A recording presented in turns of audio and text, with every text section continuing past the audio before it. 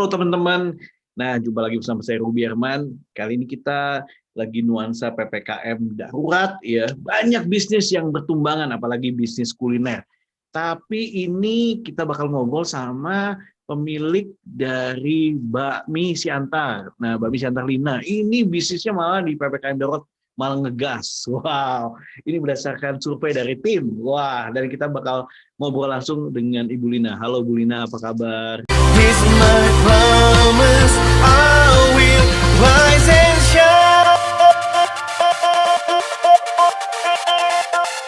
Hai teman-teman, selamat datang di YouTube channel Ruby Herman. Sebelum kita nonton, jangan lupa untuk subscribe ya, karena subscribe itu gratis. Yuk kita nonton sama-sama.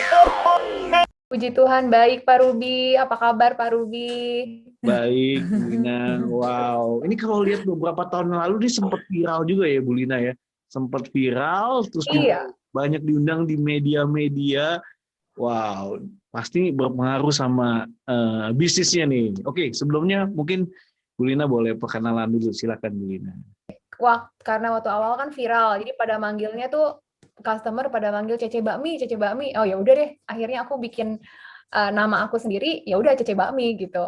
Jadi dari semua pelanggan-pelanggan aku yang ngasih namanya. Oke. Dari penjual bakmi. Yes.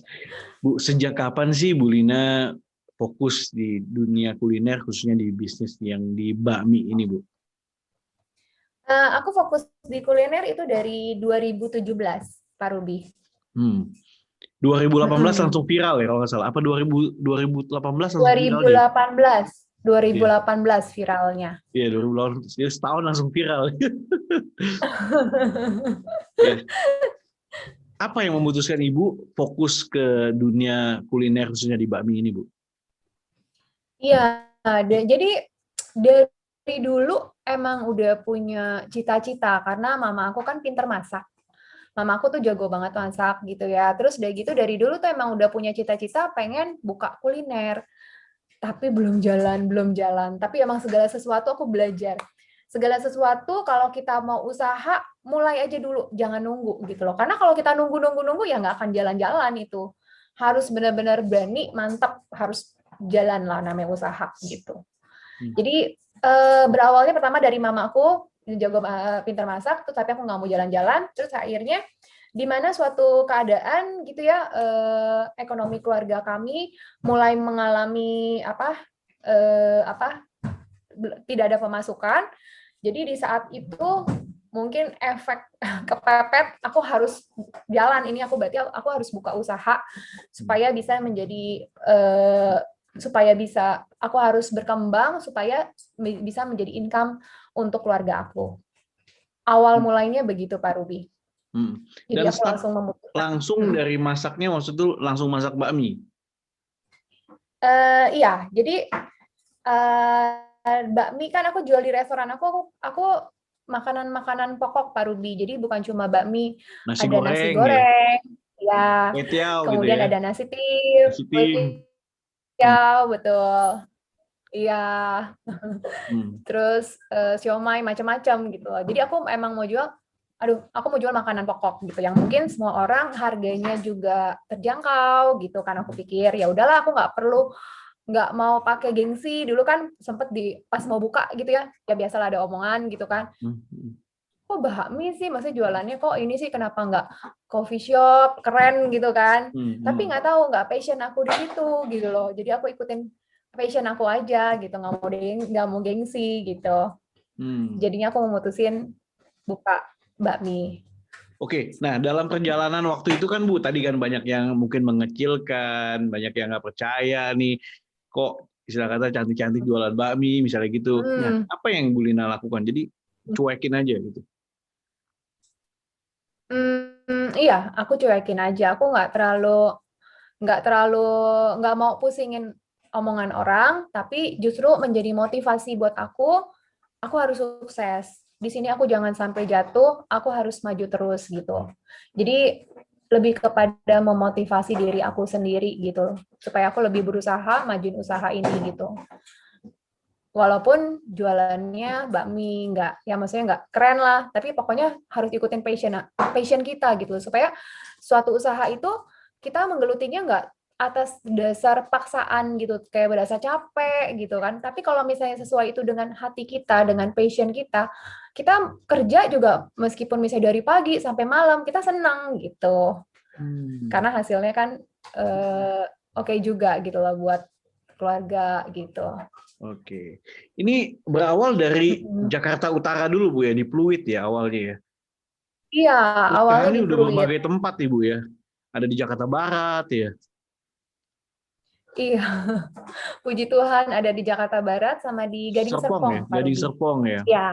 Iya. Nah, ini sistemnya apa Bu? Franchise kah atau benar-benar Ibu yang handle semua? Bu Lina sendiri yang handle semua? Aku handle semua sendiri. Jadi kedepannya aku lagi mau bikin proposal, udah banyak yang tanya juga gitu ya. Cuman saat ini aku masih handle sendiri semua. Kedepannya sih akan mau dibuka franchise, tapi sekarang ini belum. Wow, kedepannya Jadi akan masih dibuka. bisnis sendiri semua. Wow, siapa tahu nih yang nonton juga ingin menjadi mitra atau partner ya di franchise-nya Bu Lina. Oke. Nah, Bu Lina, saat ini berarti udah ada berapa tempat nih yang sudah berjalan beroperasional?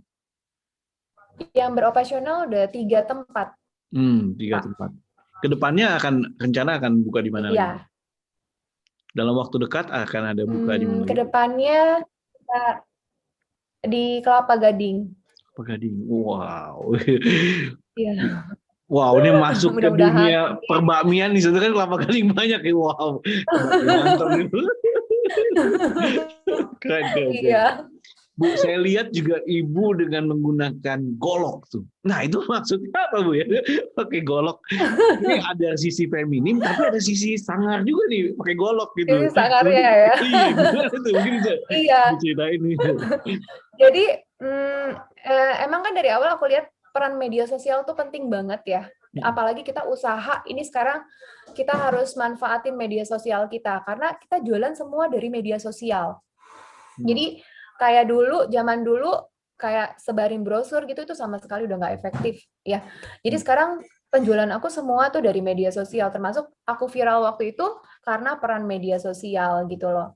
Nah terus jadi aku dari situ aku harus membangun personal branding aku gitu loh. Jadi bukan cuma produk brandingnya yang kita kembangin, tapi kita harus personal branding kita dulu gitu loh. Jadi supaya semua orang bisa mengenal kita, jadi penasaran mau tahu gitu loh. Jadi kayak aku bikin, kenapa aku pakai golok ya kemarin ini, karena aku kan bikin menu andalan aku, maaf ini non halal. Yang babi gitu itu ya, babi bikin, panggang ya.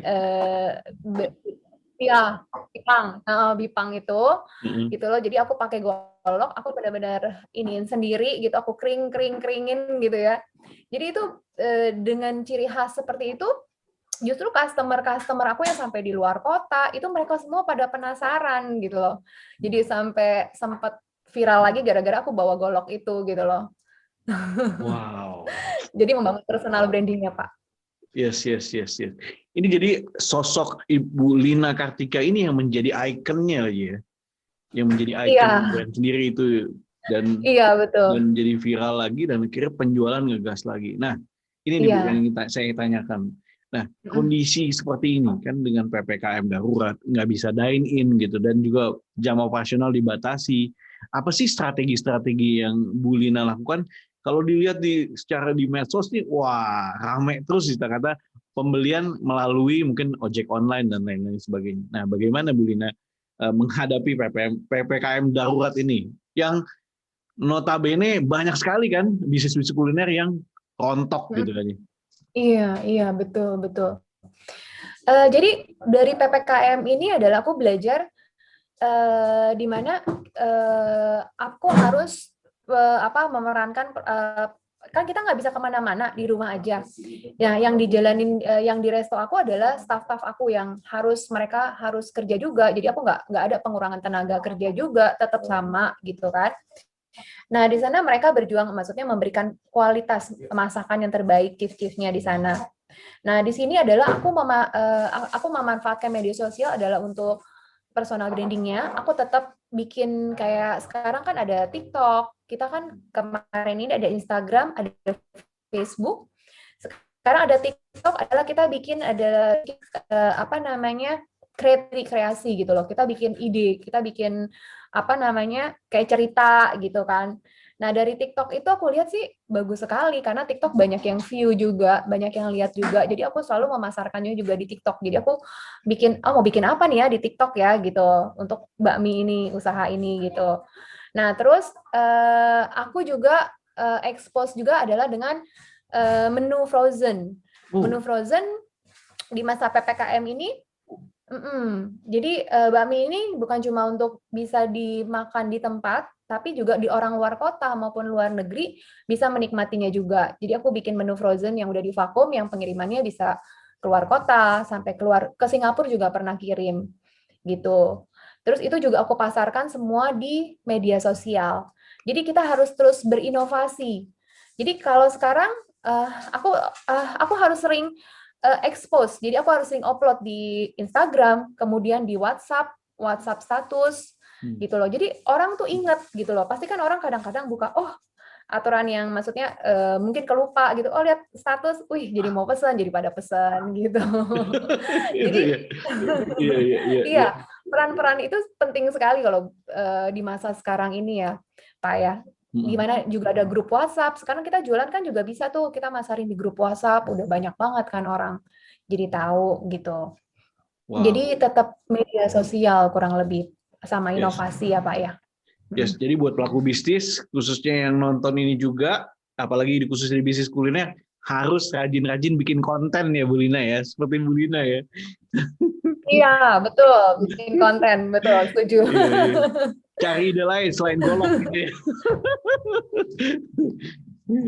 Iya. Nah, keren banget. Oke, nah berarti dengan strategi-strategi yang tadi Bu Lina lakukan dengan bikin konten, nah ide-idenya itu dari mana Bu Lina? Ide-ide sebenarnya sih kita nyontek aja juga bisa. Karena kan kita main TikTok kita lihat kan itu banyak yang sekali. Yang lagi happening ya, yang lagi happening iya, apa? Betul. Yang lagi apa? Terus kayak aku waktu itu coba bikin menu aku sendiri, bikin dulu kan awalnya pertama pernah kerja sama awal banget buka nih, ya kan. Tapi akhirnya aku memberanikan diri untuk membangun brand aku pas aku udah bikin semua sendiri, aku bangun aku harus bisa membangun. Jadi kita harus punya dalam bisnis itu kita harus punya tujuan, kita mau berkembang gitu loh. Karena harus punya berkembang terus. Jadi jangan diam di zona nyaman. Walaupun bisnis itu udah jalan, namanya kita masih bisa bekerja, masih Tuhan kasih keahlian, kemampuan gitu loh. Kita harus terus punya impian gitu loh. Itu yang aku kembangin sih, kurang lebihnya seperti itu, Pak. Berarti ini dari kayak huruf abjad ya, Bu ya? A, B, C, D, E, F, G, H, I, J, K, L. Kayak L ya, Bu ya? Iya. Tapi sampai Z ya, Bu ya? Ada sampai Z ya? Naik tangga terus ya.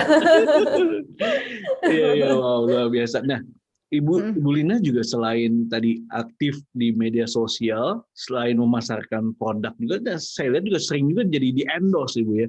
Jadi ini bisnis baru lagi gitu Bu ya? Iya, iya, endorse ya betul. Jadi dari bisnis itu aku lihat dari kan aku kuliner. Pertamanya aku kerja properti dulu Pak. Oh ya, pertamanya aku kerja properti. Oh, ya? Dari kerja properti dari agent. Iya, sebelum kuliner aku kerja jadi agent properti. Jadi dari agent properti di situ aku cuman kerja 6 bulan jadi agent properti. Tapi aku langsung jalan sendiri. Aku jadi investor pada saat itu. Jadi agent juga sendiri, jalanin sendiri, terus jadi investor. Karena ya biar gimana pun kita mau yang terus meningkat kalau merasa kita udah stand up-nya udah bagus gitu. Kenapa enggak sendiri gitu, bener nggak? Daripada maksudnya kita kerja sama orang gitu kan aku pikirkan. Gitu. Nah, kemudian dari properti aku punya passive income di properti juga, itu dari properti. Kemudian kuliner ini yang lebih fokus karena kan properti cuma tinggal passive income sekarang. Nah, kuliner jadi aku kembangin untuk cabang-cabangnya. Nah, dari situ aku juga banyak membangun networking untuk aku bangun juga aku ada invest juga di bisnis lain gitu, dan itu juga salah satunya juga dari media sosial adalah dari income juga di endorse. Jadi sebenarnya kalau kita punya tujuan, jadi bisnis itu, pekerjaan itu bisa ada gitu loh. Tuhan kasih berkat. Amin. Dan jadi magnet ya Bu ya, jadi magnet juga Bu ya untuk peluang-peluang yang datang menghampiri Bu Lina Kartika ya. Iya, betul. Karena Wah. membangun networking tuh penting banget. Kayak sekarang aku kenal Pak Ruby, wah itu berkat dari Tuhan. Oh, habis. Lalu terima kasih juga nih Bu atas waktunya Bu Lina nih, udah meluangkan waktu bisa diinterview. Nah, tadi Ibu Lina bicara tentang properti. Nah, dari properti ke kuliner, apa hubungan properti dan kuliner ini kalau menurut Ibu, dan bagaimana pandangan Bu Lina tentang properti khususnya di Indonesia? Iya, jadi kalau aku lihat sebenarnya antara properti sama kuliner emang nggak ada hubungannya gitu loh. Tapi di mana pada saat itu aku waktu itu aku pengen kerja, waktu itu kan nggak ada yang tanpa modal kan, aku pengen jadi agent. Jadi segala suatu pekerjaan kalau kita landasi dengan fokus, kita fokus, punya tanggung jawab, itu pasti berhasil gitu loh. Dimana aku kan nggak ngerti sama sekali properti, kemudian aku coba belajar terus, kemudian aku fokus, tanggung jawab, rajin, itu bisa jalan kok gitu loh. Nah, kalau untuk perkembangan properti, waktu tahun 2012 properti sih bagus sekali ya. Properti itu bagus sekali, naik-naik gitu kan. Kemudian properti sendiri juga aku lihat sampai sekarang juga bagus untuk passive income ya.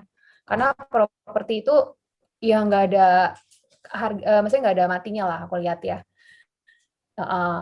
Nah, kalau untuk hubungannya kalau kuliner, kenapa kuliner itu? Karena aku lihat bisnisnya itu adalah setiap orang pasti perlu makan gitu kan. Setiap orang pasti perlu makan. Jadi pasti ya mudah-mudahan ya pasti bisa jalan lah gitu. Dan makan juga pasti butuh tempat buat usahanya ya Bu ya. Iya, betul. Makan perlu, benar. Betul, betul. Wow, keren. Nah, kalau Ibu kan sebagai tadi kan pernah bisnis juga properti dan sekarang juga mungkin ada investasi properti. Kalau saran Ibu memilih properti itu yang seperti apa sih Ibu? Khususnya mungkin buat para pelaku bisnis atau mungkin juga milenial, menurut Ibu bagaimana? Kalau aku lihat properti, aku lihat ruko sebenarnya bagus ya. Ruko karena kan bisa dimanfaatkan orang untuk berusaha ya. Cuman dulu itu karena aku main di apartemen, aku banyak invest juga di apartemen gitu loh. Tapi apartemen puji Tuhan sih buat passive income, maksudnya aku juga sewain bukan maunya tahunan terus gitu, tapi tetap bulanan gitu jalan. Jadi puji Tuhan ya tiap bulan ya pasti kalau asal udah masuk ya oke lah gitu loh properti. Wow, jadi passive income juga buat Ibu ya. Ini jadi another passive income ya selain Iya. bisnis ya. Wah, keren. Nah, betul. Berada di track yang tepat nih. Oke, kalau Bu Lina sendiri rencana ke depannya nih tadi selain pasti dengan membuka cabang-cabang lagi, apa planning yang Bu Lina akan lakukan khususnya di bisnis grupnya Bu Lina sendiri? Planning aku ya tetap aku pengen buka cabang, tetap buka cabang, dan aku pengen buka franchise juga. Jadi mungkin orang yang di luar kota kan banyak juga ya yang udah tanya juga gitu loh. Jadi tetap aku tetap terus pengen berkembang gitu supaya Bakmi Siantar Lina ini ya maksudnya bisa di Jakarta, bisa meluas di beberapa daerah gitu. Oke, mantap. Planningnya. Bu Lina boleh share nggak apa sih yang menjadi rahasia suksesnya Bu Lina nih sehingga bisa gak cuma eksis dan juga bisa bersinar gitu ya Bu? Rahasianya sebenarnya sih satu ya, kalau misalnya kita punya tujuan, kita punya tergantung dari kitanya mau apa enggak gitu loh. Mau santai-santai, mau diem-diem aja di zona nyaman gitu, apa mau berusaha gitu loh. Jadi jangan pantang menyerah. Kalaupun kita gagal ya, kita jangan down, jangan membuat kita down gitu loh. Terus walaupun di luar sana mungkin banyak yang mau menjatuhkan kita gitu ya, tetap kita fokus sama bisnis kita, tetap kita nggak usah terlalu membiarkan seperti badai itu masuk ke kita gitu loh. Tetap kita berdoa nomor 1, mengandalkan Tuhan. Ya, pasti Tuhan balas dengan berkat. Ya, jadi apapun bisnis kita, ya fokus aja gitu loh. Fokus, pakai passion, kemudian branding gitu. Fokus, pakai passion, dan juga branding. Dan juga jangan lupa untuk berserah kepada Tuhan ya.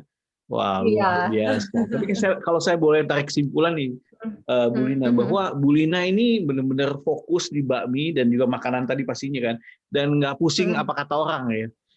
Dan nggak ngiri mungkin dengan kesuksesan orang lain di bidang yang apa gitu, tapi Bu Lina tetap fokus ya.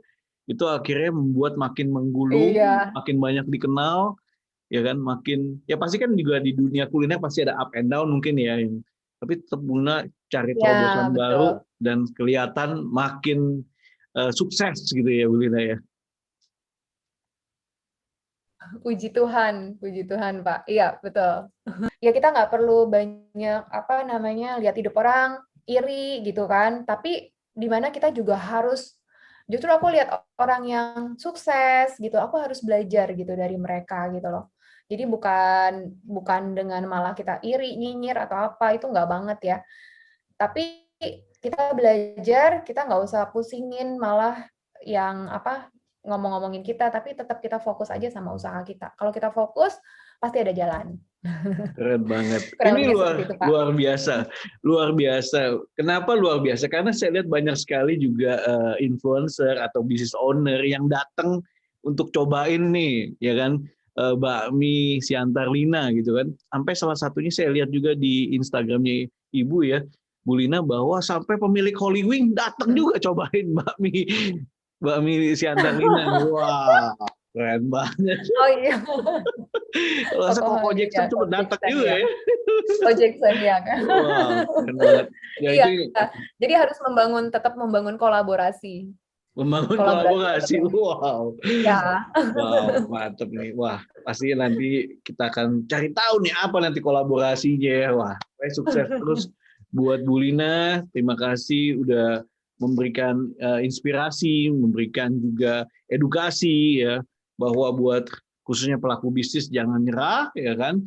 Kita harus cari terobosan terus, lakukan inovasi, terus juga manfaatkan media sosial ya. Ya, banyak orang media sosial gratis aja nggak dipakai gitu ya. Wah, padahal sayang banget ya.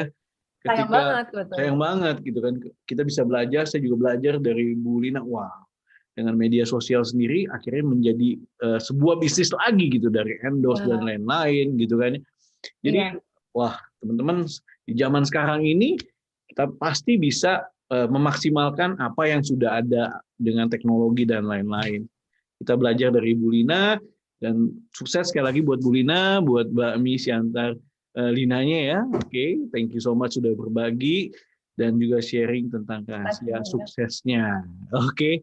Sekali lagi, Bu Lina, thank you. Dengan demikian, Pak. Yes. Terima kasih banyak. Usai pula ngobrol-ngobrol bersama Bu Lina, semoga bermanfaat. Yes, terima kasih. Jangan lupa di-subscribe dan juga saksikan video-video berikutnya bersama saya, Ruby Herman. Sampai jumpa. Bye-bye.